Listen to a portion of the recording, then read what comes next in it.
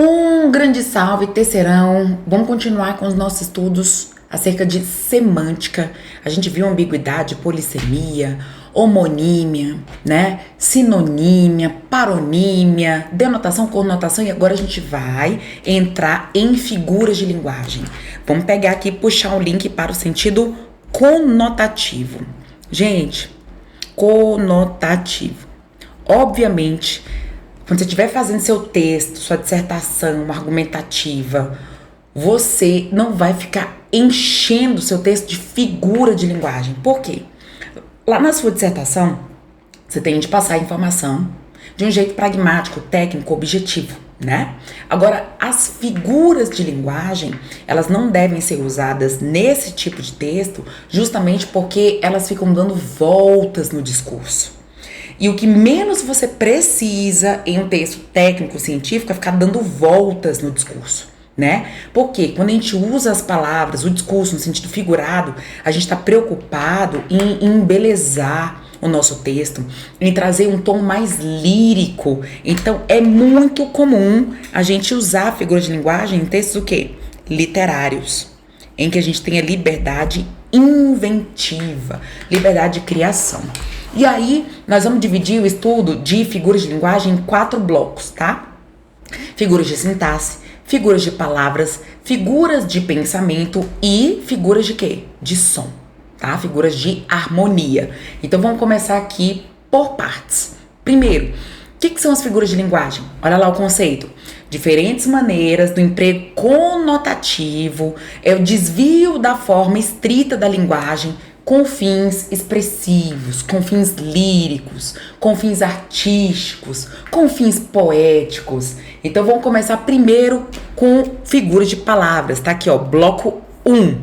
Gente, quando eu falo em figura de palavra, o meu objetivo é pegar uma palavra e usar com um sentido diferente daquele sentido convencional, tá bom? É a palavra, não é o fragmento, é só uma palavra que foi usada com um sentido diferente, tá bom? Porque a partir do momento que eu mudo não só a palavra, mas um trecho, então agora não é figura de palavra, é o bloco 2, é figura de pensamento, tá? Então aqui a gente tem um espaço mais delimitado. Então vamos pegar aqui o primeiro, olha só. Metáfora é o emprego de palavra com outro sentido para fins de comparação, para fins de analogia. Caramba, prof, mas eu sei que metáfora e comparação, as duas são usadas para comparar. Perfeito. São as duas primeiras figuras de palavras. Só que a metáfora é uma comparação implícita. Ela não tem conectivo comparativo. Porque a partir do momento que eu coloco um conectivo comparativo, ó, como, tal qual, mais que, menos que, aí eu deixo de ter metáfora e passo a ter comparação. Então vamos lá, ó. Seu grito era as... Opa. Aqui, ó. Este jovem é uma flor. Tá vendo que eu não tenho um conectivo como uma flor. Ele é uma flor. Por quê? Porque ele é cheiroso, ele é delicado, ele é sensível. Então eu estou implicitamente fazendo ali uma analogia entre as características do jovem com as características de uma flor, beleza? Então, ó, a língua é o chicote do corpo. Em vez de falar a língua é como o chicote do corpo, tá? Eu tô comparando o tanto que se a gente não, né, se policiar, a gente pode ferir as outras pessoas. Porque eu tô fazendo essa analogia implícita, porque eu não tenho conectivo. Porque se eu tivesse o como, ela é como, chicote tal qual, aí seria comparação, beleza? Quando eu coloco muitas metáforas ali, bonitinhas, uma do lado da outra, então eu tenho uma alegoria, sabe? É igual quando você tá lá no carnaval, carro alegórico, meu Deus, é porque é muito enfeitado, é muito cheio, né, de firula. Então, por isso que a sequência de muitas metáforas a gente dá o nome de alegoria, tá? Agora, como eu falei pra vocês, comparação, conectivo explícito, pra deixar essa analogia ali, ó, na cara do interlocutor. Ele é tal qual, ele é como. A metáfora é mais lírica, né? A comparação, a partir do momento que eu explicito esse conectivo, parece que ela é, né, ela perde um pouco mais aquela nuance lírica que a metáfora confere. Então ela é como uma cascavel, né? Então tô fazendo essa analogia, só que com o conectivo lá, comparação. Show de bola? Sinestesia, você tem 5 sentidos: audição, visão, tato, olfato e paladar. A partir do momento que você mistura os sentidos, você confere essas experiências sensoriais no seu texto, então você está trabalhando com a sinestesia. Por exemplo, ó, seu grito tem a ver com audição. Seu grito era áspero. Meu Deus, áspero tem a ver com tato. Então, quando você mistura os sentidos, você estabelece relações sinestésicas no seu texto. Mas tem que ser a mistura dos 5 sentidos humanos, tá bom? Olha lá, mais claro e fino do que as finas pratas, o som da tua voz deliciava. Era um som, aí lembra a audição, né? Feito de luz, lembra o quê? Visão. Tá vendo? Então, quando você faz essa mistura dos sentidos, relações sinestésicas. Metonímia. Agora você vai substituir uma palavra por outra. Mas você vai, não é para fins de comparação, tá? Porque senão é metáfora. Você vai substituir uma palavra por outra que a represente. Por exemplo, quando você fala, ó, eu comprei um BYD, você tá substituindo a marca, tá vendo, ó? Eu coloquei autor pela obra, mas enfim, isso aqui é a marca pelo produto, tá? Vou até tirar aqui. Já a gente volta. Mas autor pela obra, li Machado de Assis. O que você leu de fato? Você leu um livro, né? E ele é o autor. Mas aí quando você fala eu li Machado de Assis, você tá substituindo o autor pela obra. Gente, nesse caso, você Machado de Assis não se materializou ali à sua frente para você fazer uma leitura em braille dele. Não, o que você leu? A obra, o livro. Causa pelo efeito. Olha lá, quando eu falo que Julieta bebeu a morte, ela não bebeu a morte. A morte é o efeito. E qual que é a causa da morte? Ela bebeu o veneno. Tá vendo? E aí o veneno é a causa que gerou o quê? A morte. Show de bola? Então veja, relações metonímicas é quando você substitui uma palavra por outra que a representa, tá? Você tem possuidor pelo possuído, que é o dono. O dono é o barbeiro. E ele é o dono de quê? Da barbearia. Então quando você fala assim, eu vou ao barbeiro, você vai para um lugar. O barbeiro não é um lugar. Então para onde você vai? Eu vou para a barbearia.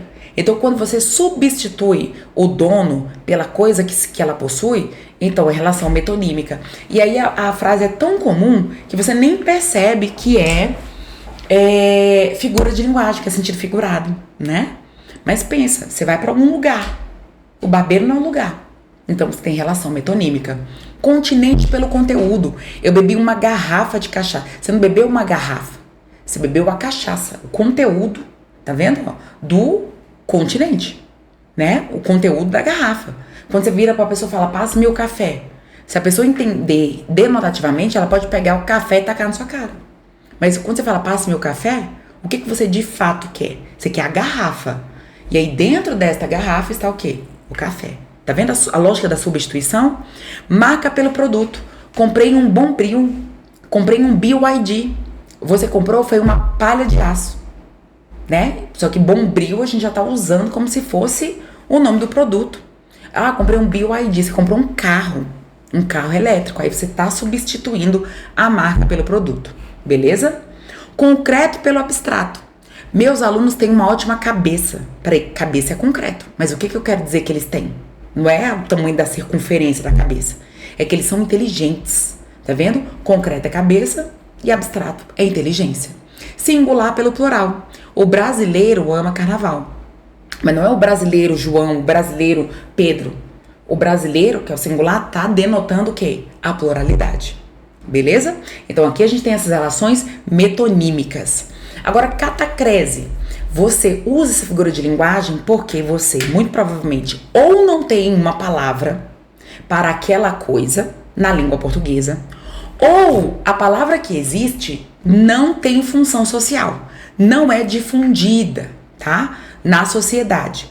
Por exemplo, prof, eu não sei o nome daquele negócio do alfinete, aí você coloca lá, cabeça do alfinete. Eu não sei o nome daquela partezinha lá da alface, então é pé da alface, tá vendo?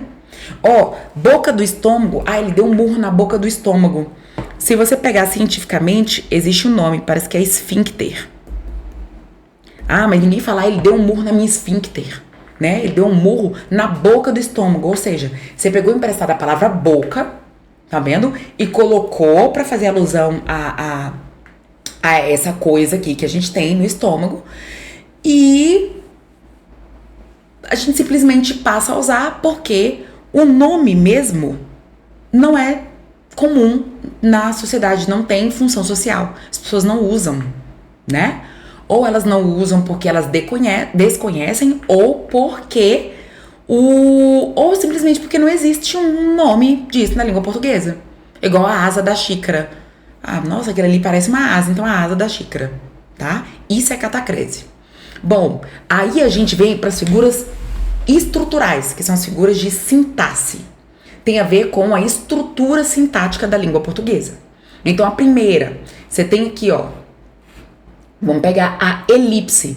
Eu não sei se vocês se lembram, mas existe até o sujeito elíptico, que é o sujeito oculto. Elipse é a omissão de um termo facilmente subentendido. Então, quando você tem, ó, no meu quarto, uma mulher sentada na cama. Opa! Então, eu tenho uma elipse do verbo haver, por exemplo. No meu quarto, havia uma mulher sentada na cama. Mas aí você deixou em omissão para dar aquele aquele tchan a mais. No meu quarto, uma mulher sentada na cama. Tá vendo? Fica chique. Aqui, ó, amo muito tudo isso. Quem ama muito tudo isso? Eu. Mas o eu tá lá? Não. Tá em elipse. Você deixou oculto, tá? Então é um recurso de sintaxe. Tá vendo que agora é a estrutura sintática que está sendo modificada. E a zeugma? A zeugma é uma espécie de elipse, tá? Se a banca for muito metódica, ela vai cobrar o nome zeugma.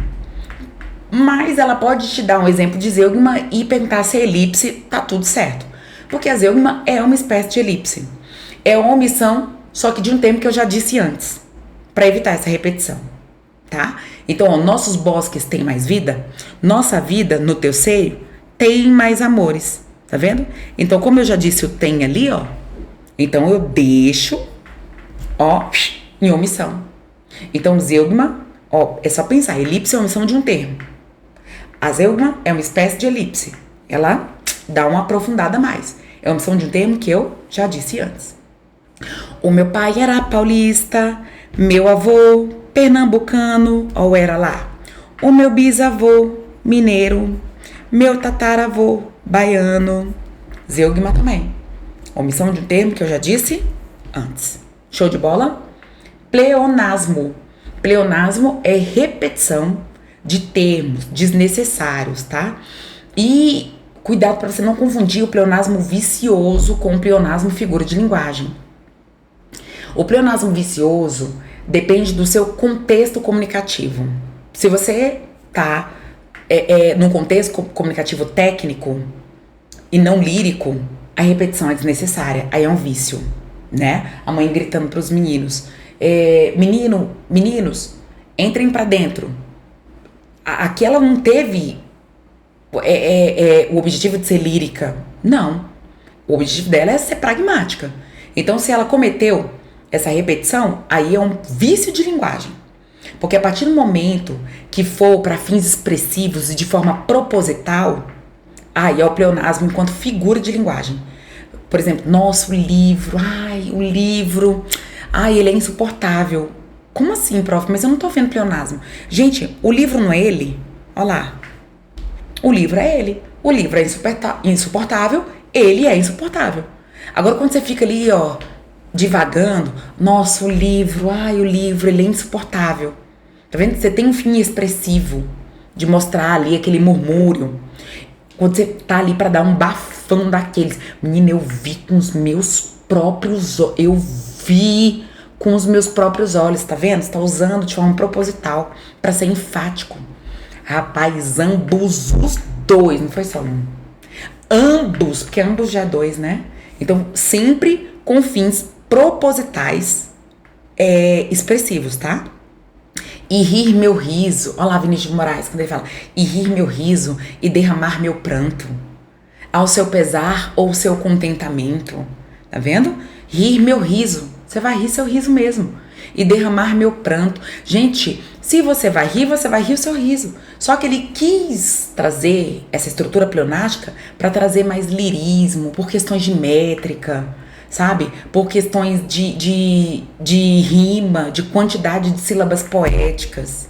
Tem todo um porquê, tá bom? E a gente tem hipérbato. Quem estuda barroco é o período que a gente tem na literatura em que os literatas, Gregório de Matos, Padre Antônio Vieira, eles gostavam muito de inverter a ordem sintática direta da língua portuguesa, né? Em vez de vovó fez o bolo, né? O bolo, vovó fez. Tá vendo? O bolo, vovó fez. Ele inverte. Quando você inverte essa estrutura, SVO, o que é SVO? Sujeito, verbo e objeto. Quando você inverte essa estrutura, então você está usando o hipérbato. Olha lá. Ouviram do Ipiranga as margens plácidas, de um povo heróico o brado retumbante. Olha lá, brado é o que, gente? Brado é o grito. Mas aí até hoje a gente acha que o sujeito dessa oração é indeterminado. Não, a frase só tá toda invertida. Ela tá tão invertida a ponto de eu ter uma síntese. O que é isso, prof? A síntese é quando a inversão ela fica tão confusa a ponto de prejudicar a facilidade da minha interpretação. Tanto é que a maioria dos brasileiros interpretam como se o sujeito aqui fosse indeterminado. Ah, professora, eles ouviram, mas não. Vamos botar na ordem direta, ó. As margens plácidas do Ipiranga, ó. As margens do Ipiranga, ok? Tudo isso é o sujeito. As margens plácidas do Ipiranga ouviram algo, o quê? O brado retumbante. Ok, o brado retumbante do povo heróico. As margens plácidas, e a gente ainda tem personificação, né? As margens plácidas ouviram, né? A gente já vai falar de prosopopeia, personificação. Mas estão vendo que a gente teve uma inversão total aqui. Prof, você disse que além de hipérbato eu tenho prosopopeia, eu posso ter mais de uma figura de linguagem no fragmento? Claro que pode, gente. Né? Quanto mais sentido figurado, mais lírico o nosso texto fica, tá bom? Do riso fez-se o pranto. O pranto se fez do riso. Aqui eu tenho uma mudança de complemento, né? O riso fez-se de algo. Aí eu pego o objeto e coloco, topicalizo, e aí a gente tem uma anástrofe, tá? Esses conceitos aqui, eles são bem secundários. O que você precisa levar para sua vida é isso aqui, ó, hipérbato ou inversão sintática, né? Se essa inversão, ela é tão forte a ponto de prejudicar a compreensão e eu ter uma síntese, isso é um conceito a mais que eu tô trazendo para vocês, porque o que as bancas cobram é hipérbato ou inversão sintática, tá bom? Polissíndeto, vários significados. Vários significados. Várias conjunções. Então você tem poli e síndeto é conectivo. Ok? Conjunção. E aí, claro, gente, você não vai ficar repetindo conjunção no seu texto técnico. Você vai repetir conjunção aqui? Vai, mas para fins literários. Por exemplo, e o menino chora, e resmunga, e geme, e grita. Olavo Bilac tem um poema Profissão de Fé, que ele fala, né, que um poeta, para escrever um poema, ele não pode escrever de qualquer jeito. E ele escreve bem assim, ó, e o poeta, ó, trabalha, né, porque os poemas do parnasianismo, eles têm que ser muito bem feitos, por conta do culto exacerbado à forma, né? Aí vem, o poeta trabalha e lima os versos e teima. E ele teima com as rimas e sofre para compor e sua, do verbo suar. Olha lá, polissíndeto, beleza? E trabalha, e lima, e teima, e sofre, e sua. Tá vendo por que é um recurso figurativo? Você não vai escrever isso na sua dissertação argumentativa. E o governo distribui cesta, e faz isso, e faz aquilo outro pro povo. Totalmente desnecessário. Então, a partir do momento que você repete um monte de conjunção, polissíndeto. E quando você tira todas as conjunções? Tira tudo. Assíndeto. Professora, mas por que é uma figura de linguagem? Veja, fica mais lírico você tirar a condição dali, ó. O vento não sopra e o frio não chega. Agora eu vou tirar, ó. Olha que fica mais lírico, ó. O vento não sopra, o frio não chega. Tá vendo? Então, é um recurso também expressivo. Você omitir a conjunção, tá? Você colocar repetidas vezes e você omitir também. Show de bola, meus amores? Ó, silepse, concordância ideológica. O que é isso, prof? Bom, a regra de concordância verbal, por exemplo, diz que o sujeito concorda com o verbo, né?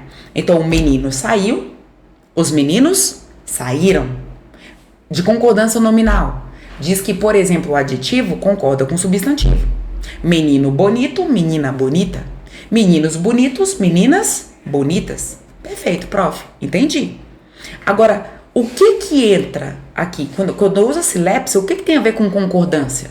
Bom, essa concordância que eu acabei de falar é a concordância gramatical. Agora, a partir do momento que eu pego um termo e não concordo necessariamente com outro que esteja escrito, mas com o que este outro representa, aí eu não tenho uma concordância estrutural, eu tenho uma concordância ideológica. A concordância de algo com a representação de outro termo. Traduza, prof. Vamos pegar aqui silepse de número, singular e plural. De gênero, feminino, masculino. E de pessoa, primeira, segunda e terceira pessoa, tá bom? Então, primeiro de número, singular e plural. Olha, pessoal é uma palavra que, apesar de denotar uma pluralidade, ela está flexionada no quê, gente? No singular. O pessoal. Tá vendo? O pessoal. Agora, você tá vendo que quando eu articulo os dois textos, pessoal bacana, eles saíram. Peraí, eles quem? O pessoal? Peraí, mas ele está no plural. Só que o referente do eles é um referente no singular. Então aqui a gente tem uma concordância ideológica, tá? Professora, posso colocar na minha redação? De novo, gente, nós estamos falando de quê? De que nós estamos falando? A sua redação é um texto técnico, científico, né? Então você não vai ficar usando figura de linguagem. Quando você tiver liberdade inventiva, em artigo de opinião, em textos literários, de uma forma geral, você pode usar silepse. Olha lá, de gênero. São Paulo é uma palavra de gênero masculino, né? Porque vem até de Santo Paulo. São Paulo. E aí, poluída. Poluída tá no feminino, mas não para concordar com Santo Paulo, que está no masculino. Tá para concordar ideologicamente com a cidade. Quando eu falo São Paulo é muito poluída, São Paulo é muito calorosa, é porque tá concordando ideologicamente com a cidade de São Paulo. Isso é silepse de gênero. E de pessoa, eu, Polly, por exemplo, estou fazendo um artigo científico de opinião, né? Porque para usar a figura de linguagem tem que ter o gênero liberdade inventiva de criação. E aí eu estou fazendo um artigo de opinião sobre as mulheres e eu sou mulher, eu quero me incluir no meu discurso. Então, em vez de escrever todas as mulheres são o quê, gente? Elas, terceira pessoa do plural. Então, teoricamente, pela concordância normal, todas as mulheres são inteligentes. Só que, em vez de usar o são, eu usei o quê, gente? O somos. O somos é um verbo de conjugação de quem? Do nós. As mulheres somos. As mulheres somos protagonistas. Porque eu, tá vendo? Por fins expressivos, figurativos, eu quis me incluir no discurso também.